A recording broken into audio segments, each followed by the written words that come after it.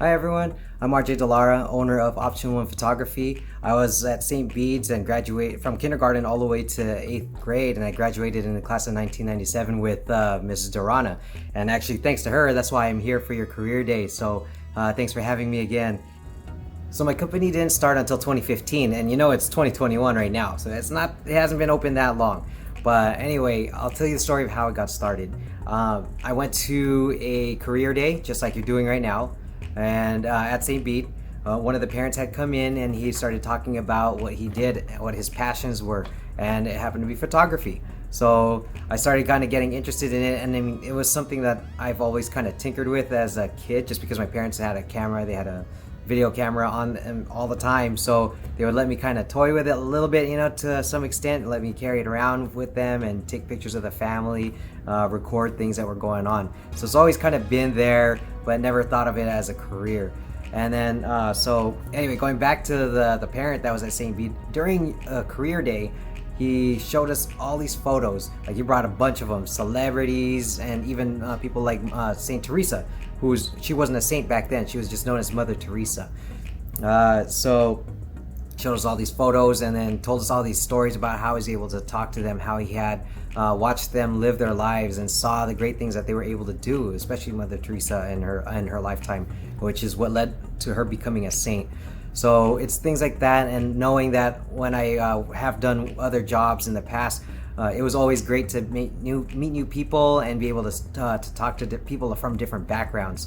And when you kind of hear all the different stories, you kind of get to know what the world is really like, and it opens your eyes to a whole different world. And like, not just seeing what you know at home and what you've learned in school, but you learn something from everybody every day. So that's one thing that you always want to keep in mind, is always try to learn. And even though I'm in this career now, that's what I'm doing every single day, is trying to learn something new about my craft and try to improve. So I hope that's something that you guys keep in mind. So the next thing that happened that kind of got the course started for me to go into photography was me and my family. We wanted to go do some family photos with my new kid. So we had hired a photographer. We had the photos taken. We went to some park, and then it was a nice looking park.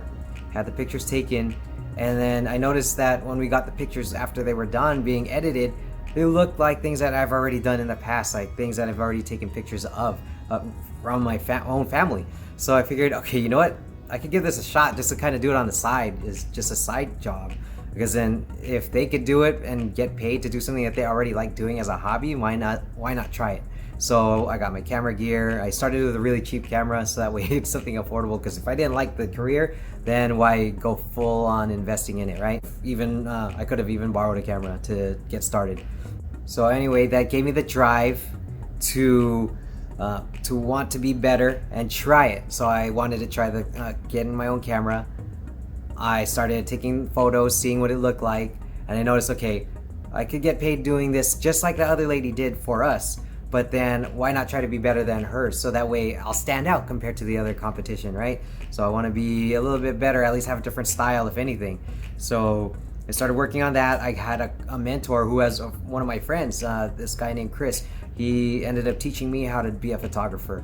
So from that point, like, he started showing me all the things he's done. He took me to a couple weddings that we got hired for, and then from there I started to branch off on my own.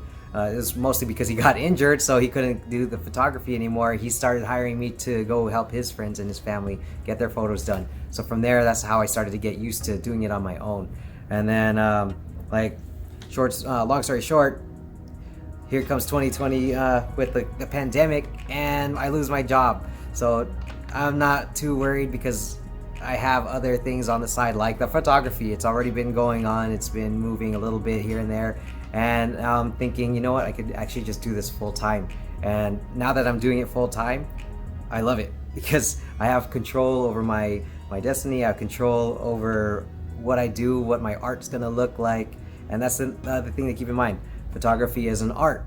So if you are an artist of any sort, if you love drawing, they go hand in hand. Learning how to draw and learning how to take pictures, they go together, because in your mind you see a picture, and that's the same picture that you're going to take when you use a camera. The only difference is you're using equipment to create the art versus just drawing one with a pencil and paper, right? And so, actually, let me show you some of the stuff that I've done. Just a few samples to kind of give you an idea like what you can take pictures of, and then we'll go from there.